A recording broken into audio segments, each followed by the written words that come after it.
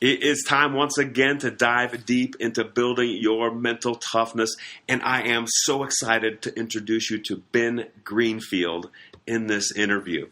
Now, of course, this is Matt Phillips, founder of Pro Athlete Advantage, and for those of you who do not know Ben Greenfield, you must. You have to sign up for his newsletter, go to his website, read his articles, watch his videos, because this man is all about high performance, about pushing the limits of our mind and body around fitness, nutrition, mental toughness, every area of life. Ben is not only a world-renowned self-experimenter and biohacker, but he's also the founder and CEO of a company called Kion, which provides step-by-step solutions from supplements and fitness gear to coaching and consulting, education and media for the world's hard-charging high achievers to live a truly limitless life with fully optimized minds, bodies, and spirits. Ben's background is absolutely fascinating, and I could probably spend the next 30 minutes just talking about his background, but here is a brief overview. He actually grew up in northern Idaho, was homeschooled all the way through high school, graduated high school, by the way, at age 15 and began college at 16. In college, he played singles and doubles for the men's tennis teams. He studied anatomy, physiology, biomechanics, pharmaceuticals, microbiology, biochemistry, and nutrition, rose to the top of his class, and then went on to get his master's degree in exercise physiology and biomechanics. After that, he leapt into the fitness world. He started to build his brick-and-mortar fitness empire and became one of the world's top-ranked amateur athletes, completing over 120 races, 12 Ironman triathlons, and raced for the elite Team Timex multi-sport team, winning the gold medal for the USA in long course triathlon. Absolutely incredible. He now spends his time as that biohacker, right? Pushing those limits, finding those key hacks, going well beyond what most people would do, again, to push limits and find out what is possible in this world. He has been named in the past as one of the world's top most 100 influential people in health and fitness, and he has coached CEOs, other biohackers, people or athletes from the NHL, NBA, NFL, and that's just scratching the surface, along with being a founder and CEO of Kion. Absolutely incredible. You can connect with him at bengreenfieldfitness.com. You can find him on social media. I'll have all the links in the podcast notes, of course, but I urge you to connect with him. We talk about a variety of different topics, from living life with a purpose to routines that he implements, how to increase productivity, reduce decision-making fatigue, amongst a lot of other areas. So as I say always, get out your pens and paper or iPads, wherever you take notes, and get ready for this. Not only are you going to have things to implement, you are absolutely going to be inspired by what this man does and what he takes on a daily basis. Absolutely phenomenal. Again, let me please introduce you to the one and the only Ben Greenfield. Enjoy this interview. Hey, Ben, thanks so much for taking your time today. I'm so fired up to have you on the podcast today, and I'll share this on my website as well. But thank you so much for taking your time.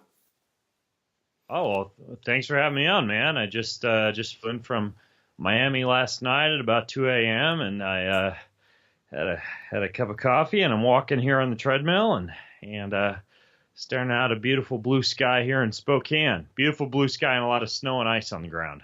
I love it. Hopefully not too cold up there. Well, you know what? Cold is great for longevity and fat burning and decreasing inflammation. And I was just reading a story on the Discovery Magazine website yesterday about this guy who had chronic pain after a surgery he received on a nerve in his face that he had for 10 years. And he went for a swim in cold water, and it disappeared immediately. It was some kind of a nervous system reboot from jumping in the cold water. So even I try and get myself a little chilly just about every single day, whether it's a cold shower, a cold bath, or my kids and I will sometimes go outside and do snow angels naked in the snow, and then we'll run and jump in the hot tub. But yeah, I think cold's great for the human body. That's awesome. So how long have you been experimenting with the cold side of things? Because that's something we talk about in some of these mastermind groups that I run, about that cold exposure, whether cryotherapy or, to your point, like kind of the cold bath, cold shower, sitting in the snow, whatever. How long have you been kind of exposing yourself to that? My whole life, I really don't get caught up in these trendy things where, I got to do some kind of a cold thermogenesis ebook course on how to get cold. I grew up in Idaho and Washington. You just get cold. You go hunting, or you're walking in the snow, or it's raining outside, or it's snowing outside, or you're snowboarding all day. Like, yeah, no official desire to or plan to do some kind of a cold experiment, as much as that's just the way I grew up, in the Northwest. Interesting. No, and that makes total sense. It's interesting to me because you point out like all these kind of courses coming out and the fads and trends and all that stuff, and where the kind of cold exposure has become just a normal part of your routine, just kind of what you do and something you've seen the benefits from, and you continue to kind of work through it. It is. It is kind of funny. It's like, people will pay $70 to go to some cryotherapy institute and step into a nitrogen infused cryotherapy chamber, and then like not walk down their driveway to get the mail in the cold. It's like, I can go outside for 5 minutes naked for free and get the same effect. It's just not as cool. It's not as cool on Instagram, right? Yeah, that's so true. You see that beautiful cloud going over just below your neck, and the cryotherapy machine. That's a cool thing. To kind of talk about this a little bit, because you seem like the kind of person, I mean, your background is fascinating, right? Is to look what you've done from a fitness perspective, and what you do now, and kind of the biohacking and helping people, spiritually and mentally and physically kind of perform their best. And one of the things I run into all the time is just, people giving up very quickly as soon as they start trying certain things, right? Because we all want to obviously get it to the habitual level where it just becomes routine, and, whether it's eating well or cold exposure, whatever it is. But how have you kind of personally, dealt with making sure you kind of stick to what you believe is important, and not just throwing in the towel after a month or two? What kind of gives you that stickiness where other people don't have that? I hate to say this, but I think a big part of it is I'm just hardwired that way, dude. Mm-hmm. I mean, if I say I'm going to do something, I do it. I finish it. I stick with it, for better or for worse. And sometimes we entrepreneurs know that when it comes to business, sometimes you do have to just count your losses and pull out sometimes when it's a bad idea. And I'm less good at doing that. I've certainly sustained websites and businesses and enterprises longer than I should have, even though they were obvious failures. At the same time, when it comes to positive, good things, like let's say, return to the cold, right? Like I take a cold shower every day, or, let's say something like exercise. I do 3 sets of 30 burpees every day. For me, a big part of that is that I've created systems, I've created routines, I've created habits, and I've realized that those habits contribute to extreme amounts of productivity, and also the benefits that come with dependency and knowledge of exactly what you're going to do during the day. Like they've shown that people who have diet variability, meaning constant variation in breakfast, constant variation in lunch, constant variation in dinner, variation in meal timing, they actually struggle a lot more with resistance to weight loss or with fat gain because they never quite know what they're going to be eating or how their body's going to respond to a certain meal.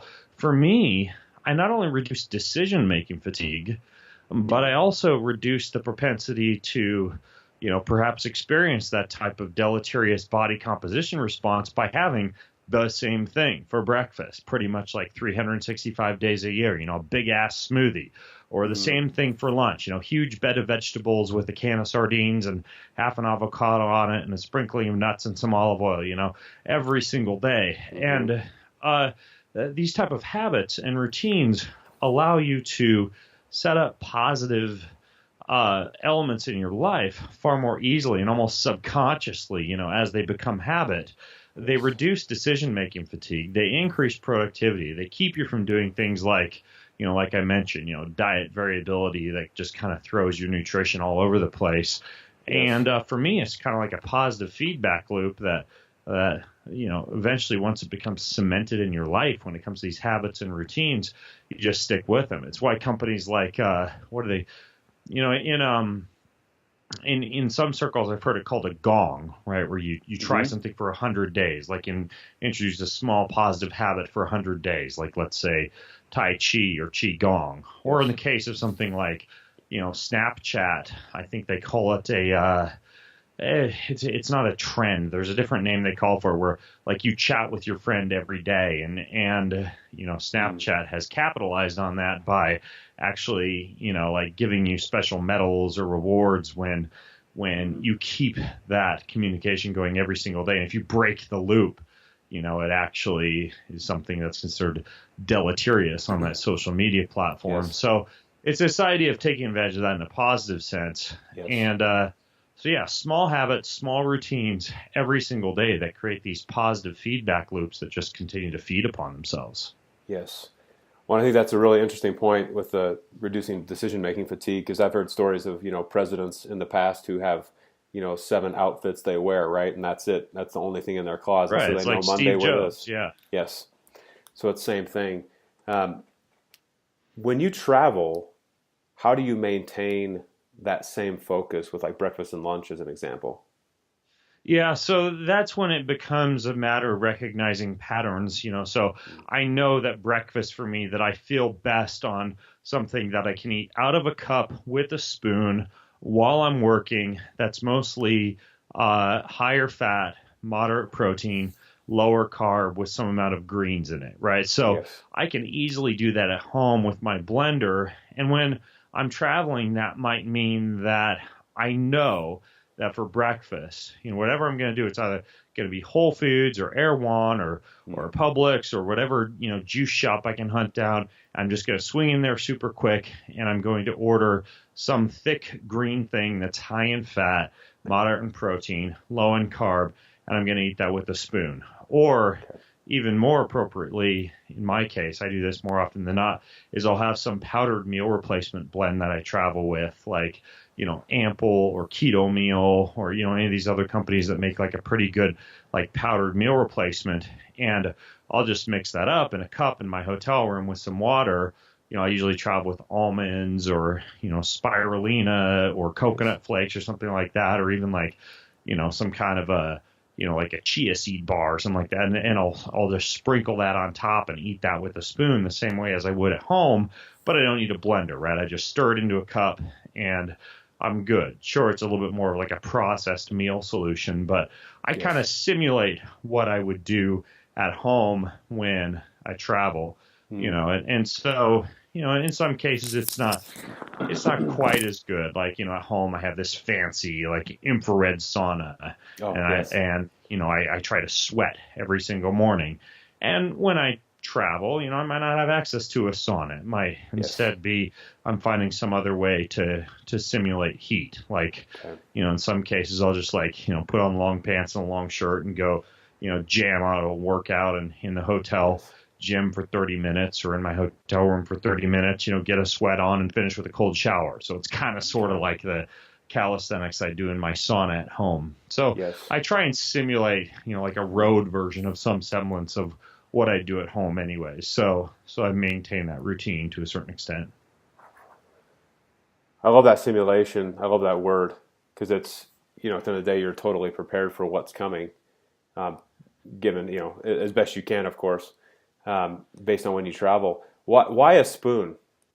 Why do you eat everything with a spoon? Well, if I drink my smoothies, they disappear really fast. And I also find that I tend to overconsume calories because, you don't get as satiated when you drink. It takes a while for this hormone called cholecystokinin and some other what are called incretin hormones to kick in, along with what's called your first phase insulin response, when you just drink a whole bunch of calories. Everybody knows this, right? You eat more slowly, you tend to get fuller faster, and you tend to eat less. And so when I eat with that spoon, it allows me to kind of like eat and savor and digest that smoothie a little bit better. I like it better. It's like eating pudding or ice cream versus like just drinking all my calories. It's the same reason I'm not a big fan of like, putting all the butter and the oil and stuff in the coffee, because I drink that and it's just kind of like, it's over, it's done, it's gone. I'm more of a foodie. I like to chew and taste and savor. And ultimately, it's just better from a digestive standpoint too. Your body gets things in small amounts that it can actually handle. I like that very much. And would you mind sharing with the listeners like what you put in your smoothie in the mornings? I'm very curious. Usually it's some kind of plants like cilantro or parsley or thyme or mint or nettle or kale, or just a handful of good greens.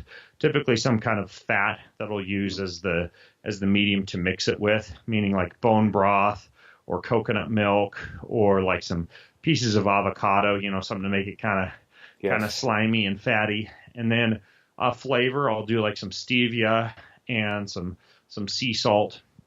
And then I'll put some kind of like a superfood in there, like a hemp or a pea or a rice protein powder, typically a little bit of cacao or beet in there for some blood flow, and a little bit of I like a little bit of lemon juice or vitamin C to alkalinize it a little bit. Yes. And if I'm using bone broth or collagen, vitamin C mixed with collagen makes the collagen a lot more bioavailable.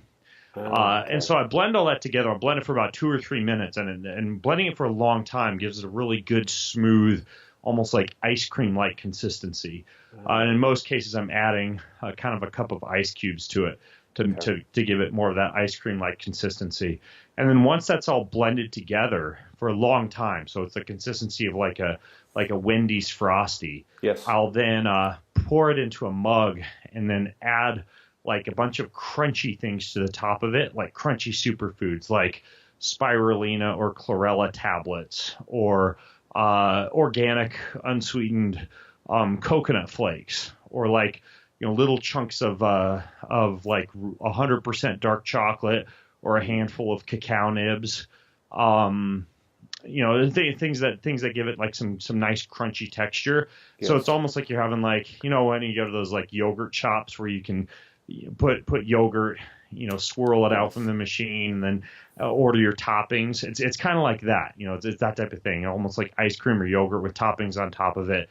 But it's it's not high sugar, obviously.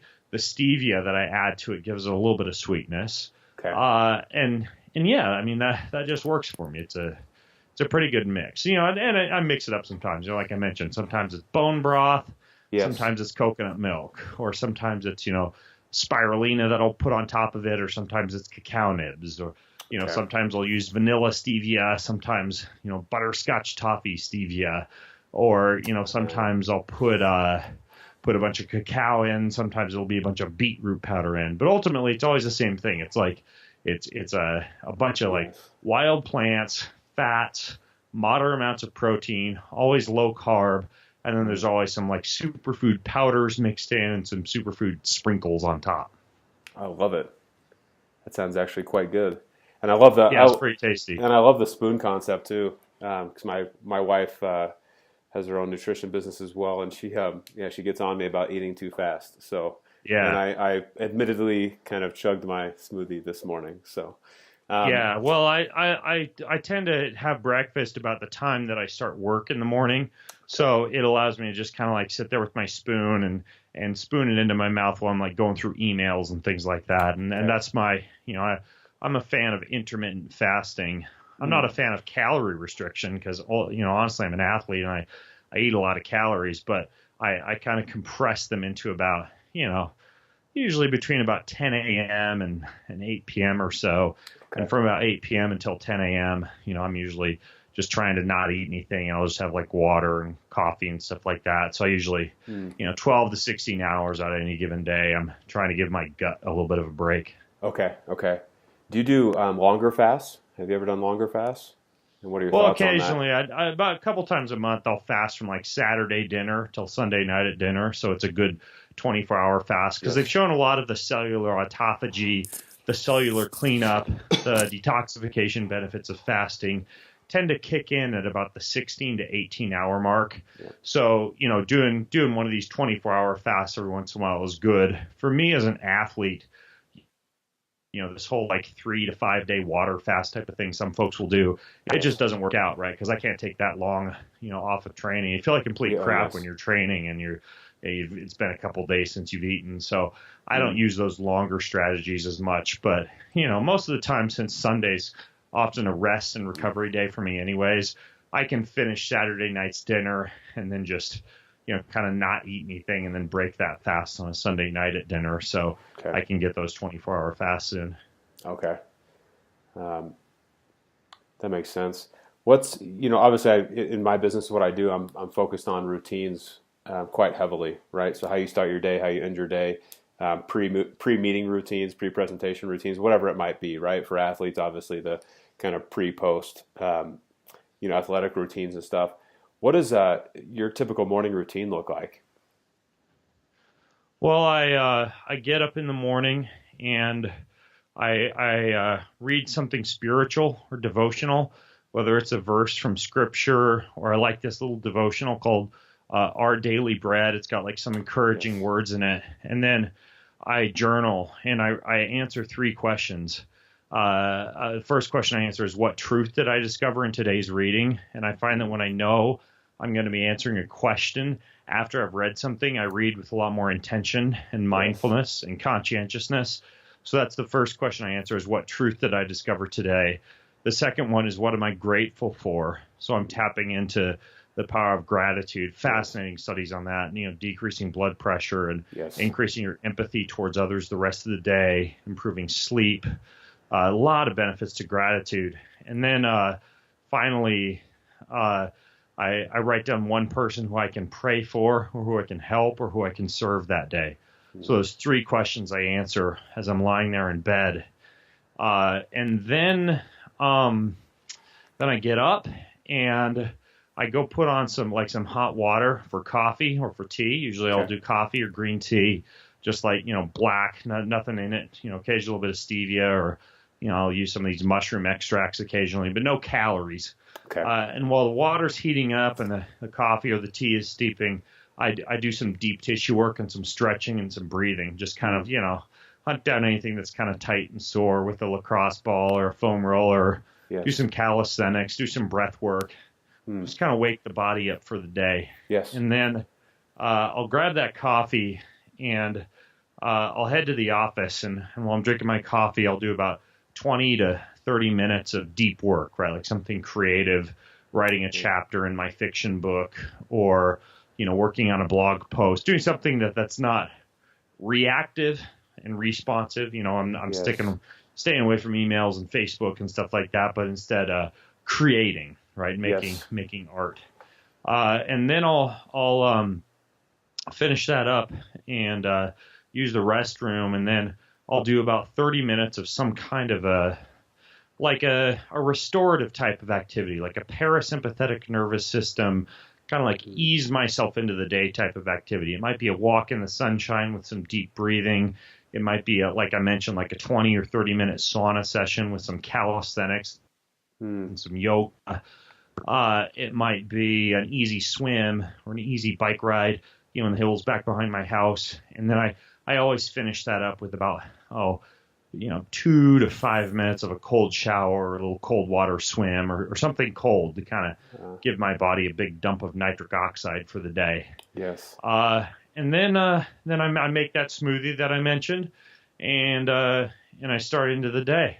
So that's generally what the morning routine looks like. And during that time that I'm kind of stretching and making coffee and stuff, my kids are having breakfast and getting ready for school. So I'm visiting with them and making sure they're all set for the day. But ultimately, that's kind of the morning routine. The only other thing I should mention is, I'm a big fan of kind of tracking the health of my nervous system and also my sleep. And so as I'm laying there in bed journaling, typically I'm testing what's called my heart rate variability. I use an app called Nature Beat for that. It tells me like the strength of my sympathetic and my parasympathetic nervous system, so that I know if I'm, well recovered that day and ready for a tough workout, or if I need to take it a little bit easier from a stress standpoint. And then the other thing that I'll glance at after I've done my journaling is I use a ring called it's an Aura ring. It tracks my sleep all through the night, my deep sleep levels and how well I slept, how long it took me to fall asleep, just some things that might allow me to kind of see if any supplements or things I did the night before affected my sleep. And so, a little bit of quantification there in the morning while I'm journaling. But that's more or less what the morning routine looks like. And the only exception to that is if I have a very busy day, I'll actually do my hard workout in the morning, because I know that I'm going to just, I'm not going to have a lot of willpower left at the end of the day. Yes. In many cases, if I'm traveling or if I'm at a conference, I know at the end of the day, everybody's going to want to do dinner and meetings and all that jazz. So sometimes I won't do the easy workout in the morning. Sometimes I'll just like crush it with something hard while I've still got a lot of willpower. Yes. And then I'll, and that would be on days where I know that, my afternoon, my evening are going to be dominated by activities, and I won't be able to do a hard workout later on. Yes. If I were to look at your calendar, is it pretty well blocked off? Like exactly what you're going to do, when you're going to do it for 90% of your day at least? Yeah. The only things that remain free is I'll typically have a free hour when my kids get home from school to be able to do things with them. And a lot of times it'll be just like I'll do a workout and they'll join in for a workout, or, I'll be driving them to tennis or jiu-jitsu or something like that. So a little bit of free time in the afternoon there. And then after dinner, that's all kind of unstructured free time for the family, or for playing guitar, or for reading, or for hanging out with the wife, whatever the case may be. But for the most part, I've got a pretty strict and regimented schedule. And especially in the morning, once I start eating that smoothie, which is about 9:30 or 10, I'm working like a horse with blinders till about 2 or 2:30 p.m. for a lunch break. And I find that a good 4 to 5 hours of really deep focused work time is about the maximum I can handle each day. And then, stuff kind of goes to pot. So during that time, I don't do a lot of emails or a lot of that reactive work, and just, do consults with clients and record podcasts and write and get all that deep work done for about 4 to 5 hours during the morning, again, from about 9:30 till 2:30 or so. And then, most of the other activities of the day, they're all kind of like reactive, emails and Facebook messages and all that jazz. Interesting. Well, I think it's so important that, people go through their calendars, because, again, you go back to a system, the word system you used before. If you've got a system in place, you know exactly what you're doing, when you're doing it, and you are ultimately as focused as possible during that time. That's where you get the value. That's where the magic happens. No distractions. I love my smartphone, but I hate my smartphone at the same time. You got to be very, very careful with it. No, that's awesome. What motivates you to do what you do every day? Well, my purpose in life that I've identified is to really help people tap into and live an adventurous and joyful and fulfilling life. And so for me, what my purpose each day when I wake up is, how can I experience that for myself and then turn around and teach it to others? How can I help people find adventure? How can I help people, find happiness and purpose and meaning in their lives? Yes. And how can I help people basically, live a little bit more limitless and full life, experience life at the more extreme levels of what it means to truly be a human being, tapping into everything amazing that one can actually experience on planet Earth. And so, when I get up, my job is to teach people how to get the most out of their bodies and their brains, and optimize their minds and their bodies, and their spirit. And of course, I use myself as I use my body as a playground, as a guinea pig, doing a lot of like this immersive kind of experimentation and biohacking to figure out how best to marry a little bit of ancestral wisdom and a little bit of modern science and biohacking to help people achieve that. So ultimately it's my purpose is to help people live an adventurous, joyful, fulfilling life. And so far I'm having a blast doing it. It sounds like it. Sounds like it. I loved your latest post on your website about the stem cell into the penis of the man to see if it would grow. There's all sorts of hacks out there, right? Yeah, it wasn't to see if it would grow, but that's a lot of journalists took that story about how I injected stem cells into my dick, which I did actually, because when you look at a lot of the evidence on erectile dysfunction is the main. Those are the main studies that have been done on it. It induces growth of new blood vessels and an enhancement of blood flow, and so you get better orgasms and you get better sex. And, it's just kind of a cool way to engage in better living through science. Yes. But I mentioned to the reporter that kind of did the story on this. And last I checked, this story on Gizmodo had 2.5 million views. Right. And I said, interestingly, it got bigger. I'm noticeably better hung, which surprised me. I didn't expect that. And so they took that, and the title of the story was, man injects stem cells to get bigger dick. That's pretty much what they turned it into was, he had a small penis story. So it's always interesting to see what the journalists do with these things. They're just, get the readers flowing in. I love it. That's hysterical. Yeah. How did you get into this passion for all this biohacking? I mean, because you were in the kind of brick-and-mortar fitness business, and it's morphed and changed over time, obviously, into what you're doing now. But how did you kind of make that shift into what you do now with the biohacking and trying all that stuff? Well, I never made a shift. I mean, it's just back in the day, I did a lot of writing and self-research and coaching on things like, how to increase your bench press and how to ride a bike faster. And, once you've kind of cracked those nuts, then you move on to, how do you sleep better and optimize your testosterone or your estrogen levels. And then, eventually you get into things like, air quality and negative ions and structured water versus regular water and, biological LED lighting versus, fluorescent modern lighting and Wi-Fi and Bluetooth and electricity. And, you start to get into more of the deep, dark corners of human optimization just because you've kind of covered some of the major stuff. And so, people look at a lot of the material I produce now and they're like, it's all fringe, it's all weird, it's all biohacky. And it's mostly because I kind of covered the basics because I've been podcasting and writing for the past 15 years on this stuff. So that's part of it is, the deeper you dive into human optimization, kind of the more fringe corners that you reach. And so when it comes to biohacking, it's that. And then it's also that, I mean, let's face it, I'm a blogger, I'm a podcaster, I'm a journalist. And so in many cases, people just send stuff to me to try and, to see if it works and to write a story on it.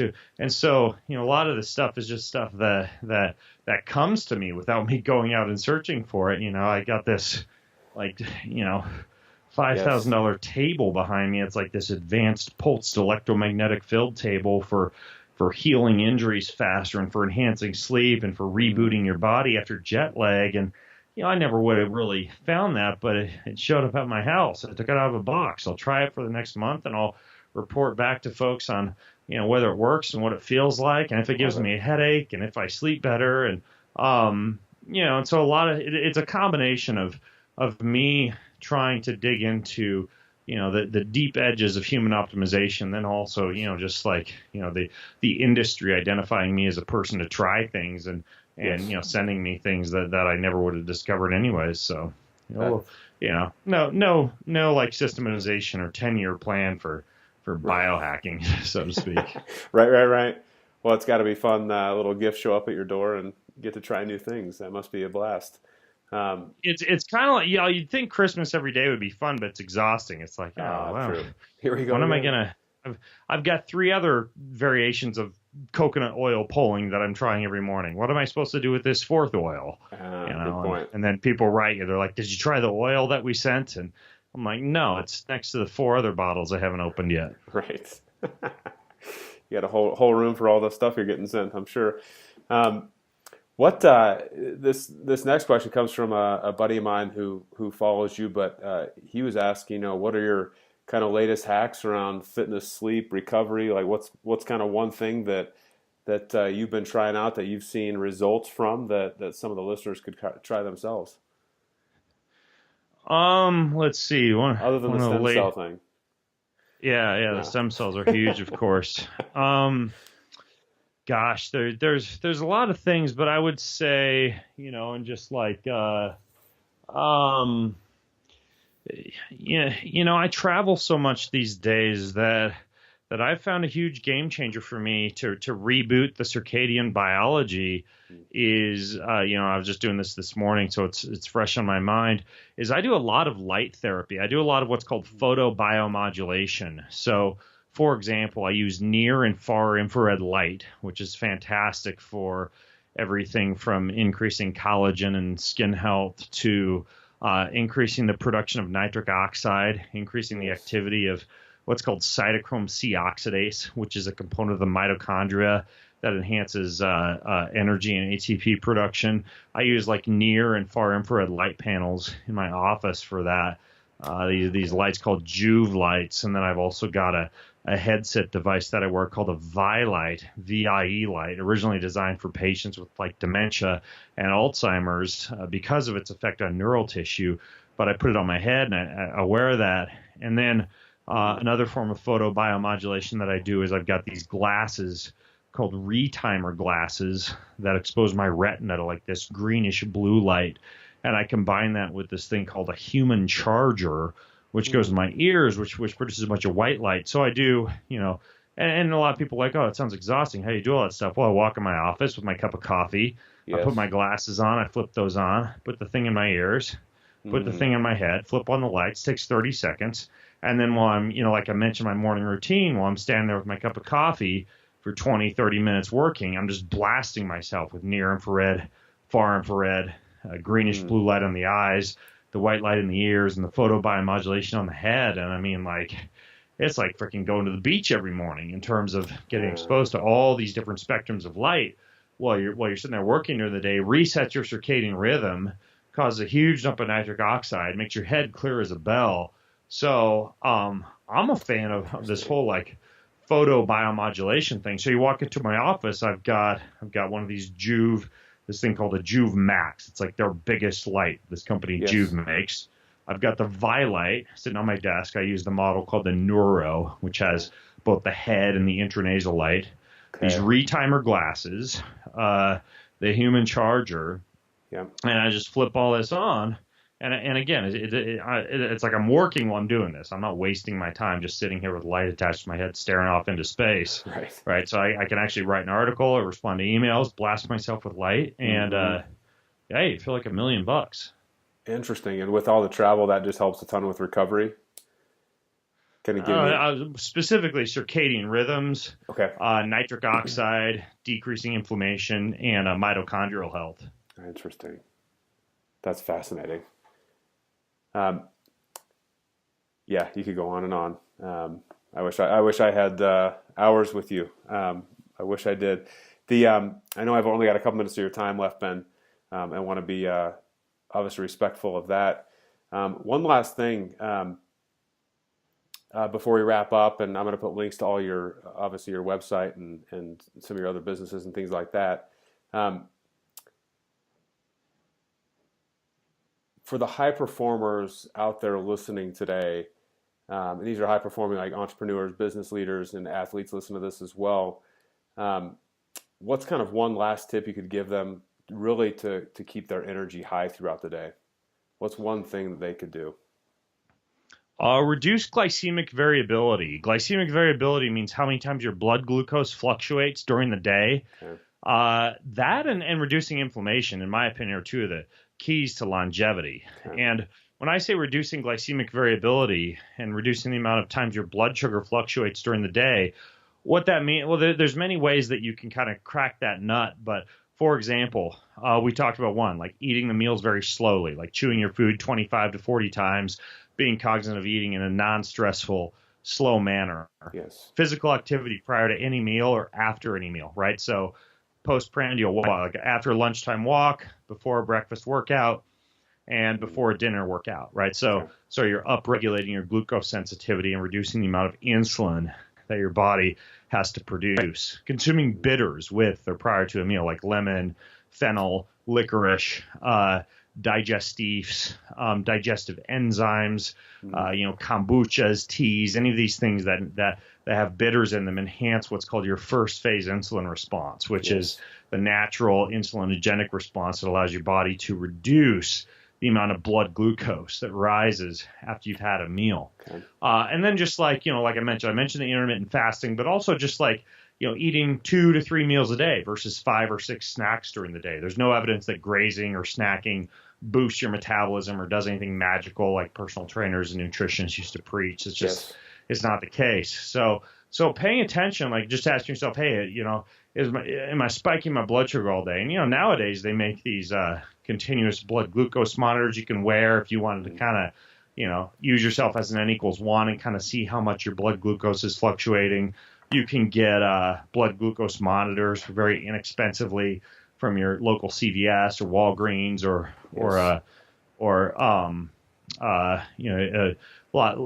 Amazon, for example. You can get those as well. Yes. You can just test your blood glucose after a meal and make sure it's not staying elevated for longer than about an hour and a half or so. And it really shouldn't get much higher than about 120 after you've had a meal.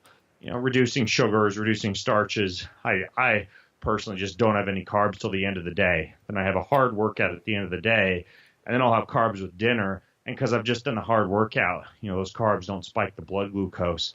But that would be the number one thing, would just be, a lot of people, they have blood glucose fluctuations all day long, and that really affects energy levels. But in my opinion, even more importantly, it affects, vascular inflammation, longevity, hormones. So yeah, pay attention to what's called glycemic variability. Okay. That's a great tip. No, I appreciate it. And I know we're at our time limit, Ben, so I want to again be respectful and let you roll. Obviously, bengreenfieldfitness.com. I'll also put a link to Keon as well. Hopefully I'm saying that right. For the supplements and fitness gear and all that. Is just an awesome place to go check out. I'll put links to your podcast. Any other way that you want my listeners to connect with you? I think you covered it. Brilliant. Well, Ben, again, thank you so much. Truly appreciate it, man. Great to meet you and enjoy the wonderful area of Spokane, Washington. Awesome, man. Thanks for having me on. All right, appreciate it. Have a wonderful day. Sounds good. Thanks, Ben. Later. All right, bye-bye.